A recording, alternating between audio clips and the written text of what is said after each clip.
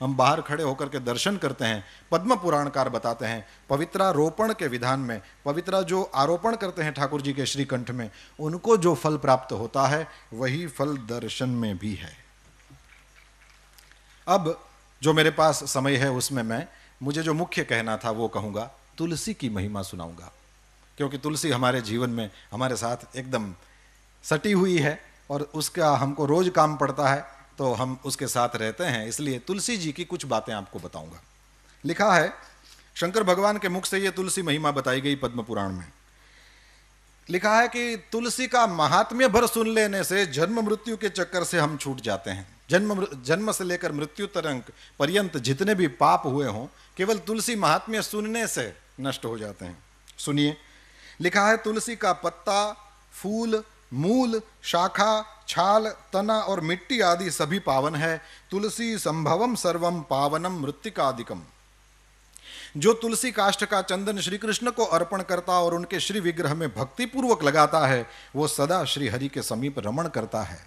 यही हरिचंदन है। तुलसी का काष्ठ भी चंदन काष्ठ की तरह घिसा जा सकता है, यही सर्वांगे हरिचंदनम है, इसी को हरिचंदन। तुलसी का काष्ठ इसमें घिस दो, हो गया हरिचंदन, या तुलसी का पत्ता उसमें घिस दिया, हो गया हरिचंदन। ये ठाकुर जी को धराया जाए।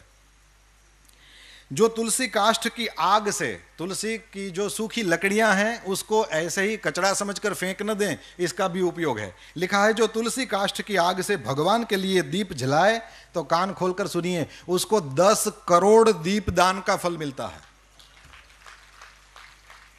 जो ब्राह्मण तुलसी काष्ठ की अग्नि में हवन करते हैं उन्हें एक एक सिक्त अर्थात भात के दाने में अथवा एक एक तिल में अग्निष्टोम यज्ञ का फल मिलता है, जिस यज्ञ के कुंड में तुलसी का एक छोटा सा काष्ठ डाल दिया जाए।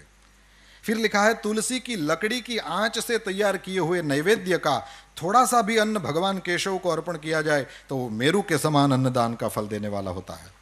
जो भगवान को तुलसी काष्ठ का धूप देता है, भगवान ने એટલે આપણે અગરબત્તી સળગાવી એમ સળગાવીને મૂકી દેવાય ને, મેં ટ્રાય કરી લીધી બોલવું હતું એટલે પણ બુજાઈ જાય, એટલે આપણે ઘી કે કંઈક લગાડીને કદાચ કરીએ તો રહેશે।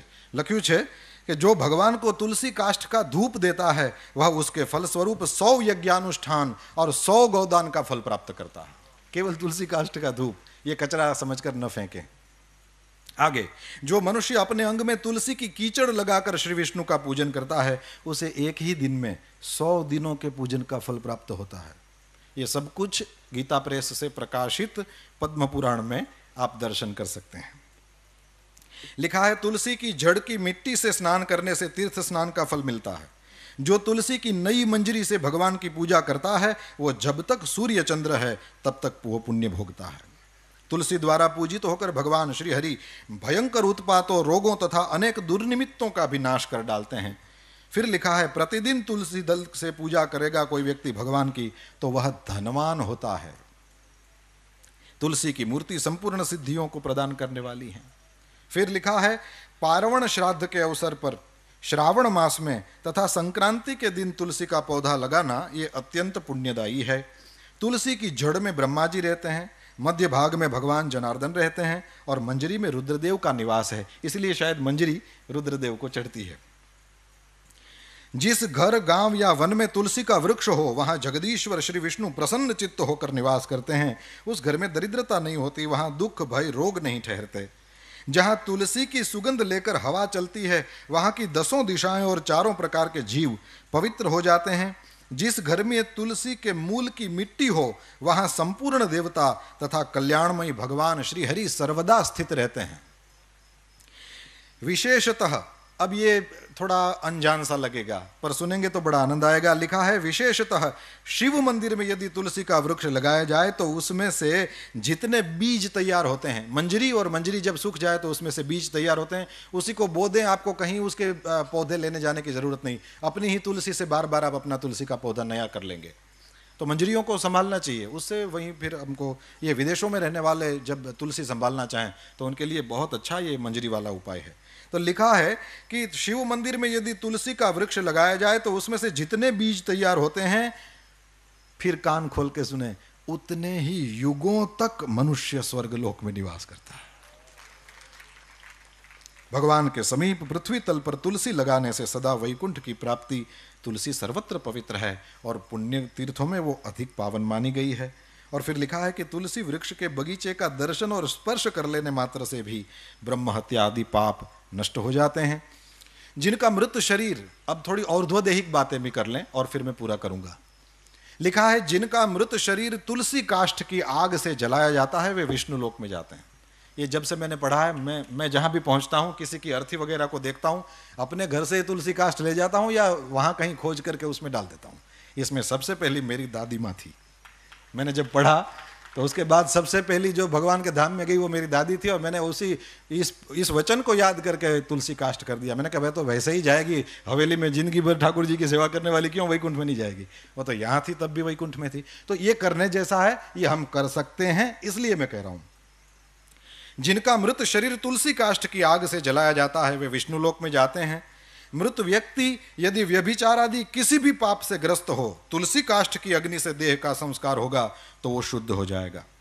लिखा है जिसकी मृत्यु के समय श्री हरि का कीर्तन, स्मरण और तुलसी की लकड़ी से जिस शरीर का दाह किया जाए उसका पुनर्जन्म नहीं होता। आपको लगेगा कि इतने सारे तुलसी काष्ठ कहां से लाएं, क्योंकि मनुष्य शरीर के लिए तो ज्यादा चाहिए। तो यहां लिख दिया है यदि दाह संस्कार के समय अन्य लकड़ियों के भीतर एक भी तुलसी काष्ठ हो तो करोड़ों पापों से युक्त होने पर भी मनुष्य की मुक्ति हो जाती है। तुलसी काष्ठ से मिश्रित होने पर सभी काष्ठ पवित्र हो जाते हैं। वैसे श्मशान में यदि कभी जाना हो तो लिखा है कि श्मशान का वो जो मृतक अग्नि है, चिता जब जलाई जाए तो मृतक जो अग्नि है उसमें से जो धुआं उठता है, वो धुआं यदि स्पर्श कर जाए तो लिखा है कि जन्म भर किया हुआ पुण्य खत्म हो जाता है। अब यहां और कुछ लिखा है, यदि तुलसी का स्पर्श करा दिया जाए तो क्या होगा। लिखा है जिस अग्निशाला या श्मशान में घी के साथ तुलसी काष्ठ की अग्नि प्रज्वलित होती है वहां जाने से मनुष्यों का पातक भस्म हो जाता है। उसमें पुण्य भस्म हो जाने की बात है, यहां पाप भस्म हो जाने की बात आई। तुलसी काष्ठ की अग्नि से मृत मनुष्य का दाह होता देख क्या होता है, बोले विष्णुदूत ही आकर उसको वैकुंठ में ले जाते हैं। वो करोड़ों जन्मों के पापों से मुक्त होकर भगवान विष्णु को प्राप्त करता है। जो मनुष्य तुलसी काष्ठ की अग्नि में जलाए जाते हैं उन्हें विमान पर बैठकर वैकुंठ में जाते देखकर देवता उनके ऊपर पुष्पांजलि चढ़ाते हैं।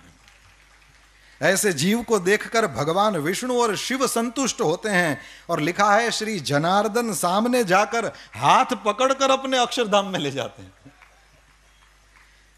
और फिर पिंडदान की बात, पिंडदान में लिखा है कि तुलसी दल को मिलाकर पिंडदान करने से 100 वर्ष तक पितर तृप्त रहते हैं। यह तो किया ही जाता है। तुलसी वन की छाया में पितरों को तर्पण करना चाहिए। वहां किया हुआ पिंडदान लिखा है पितरों के लिए अक्षय होता है। और 260वां अध्याय, इसमें समुद्र मंथन की कथा है। और समुद्र मंथन की कथा में नई बात लिखा है, महालक्ष्मी जी प्रकट हुई, फिर चंद्रमा प्रकट हुए, और पद्म पुराण का वचन है कि चंद्रमा प्रकट हुए जो हम सबके मामा हैं। पद्म पुराण में लिखा है कि चंद्रमा हम सबके मामा हैं। ये केवल हमारी दादियों से सुना हुआ नहीं है, पुराण भी इसके साक्षी देता है कि चंद्रमा सबके मामा हैं। अब मैया है महालक्ष्मी जी, श्री जी, और मामा हो गए ना। और फिर लिखा है कि इनके बाद समुद्र मंथन से भगवान श्री हरि की पत्नी तुलसी जी प्रकट हुई, जो परम पवित्र है और संपूर्ण विश्व को पावन बनाने वाली है। जगन माता तुलसी का प्रादुर्भाव श्री हरि की पूजा के लिए ही हुआ है। और सच में कभी भी श्री हरि का दर्शन करिए, मंगला के बाद जब ऋषि कुमार ठाकुर जी को सजा देते हैं पुष्पों की मालाओं से, तो उनके चरणों का फिर दर्शन नहीं होता। वो इसलिए नहीं कि नहीं कराना चाहते, लेकिन इसलिए कि उसमें तुलसी से वो दोनों चरण अच्छा देते रहते हैं। अंत में श्री राजेंद्र दास जी महाराज के द्वारा सुनी हुई एक बात कह करके पूरा करूंगा। उन्होंने कहा कि तुलसी जी क्यों इतनी ज़्यादा चढ़ाई जाती हैं। बोले इसलिए चढ़ाई जाती हैं कि तुलसी की जो मंजरी होती है, उस मंजरी में सफ़ेद छोटे छोटे फूल होते हैं, उसमें से कोई सुगंध आती है। मैंने तो कोशिश करी, लेकिन मेरी इस प्राकृत नासिका को उसमें से कोई गंध नहीं मैं प्राप्त कर सका। उतना पता नहीं मेरा पुण्य नहीं होगा, पर उसमें से जो सुगंध आती है, महाराज जी ने कहा, श्री राजेंद्र दास जी महाराज ने कहा कि वही सुगंध श्री राधा जी, श्री श्री जी के शरीर से आती है, और इसलिए ठाकुर जी को तुलसी जी ज़्यादा पसंद है। हम सब ऋषि कुमारों को यहाँ पुराण प्रवचन के लिए अवसर दिया गया। इसके लिए अवसर के प्रदाता करुणा निधान पूज्य भाई श्री के चरणों में हम सब ऋषि कुमारों की ओर से बार बार दंडवत प्रणाम करता हूँ। आप सब ने बड़े प्रेम से सुना, इसलिए हम सब ऋषि कुमार आपके आभारी हैं। कृतज्ञता पूर्वक पुनः पुनः पूज्य भाई श्री के चरणों में प्रणाम। पूज्य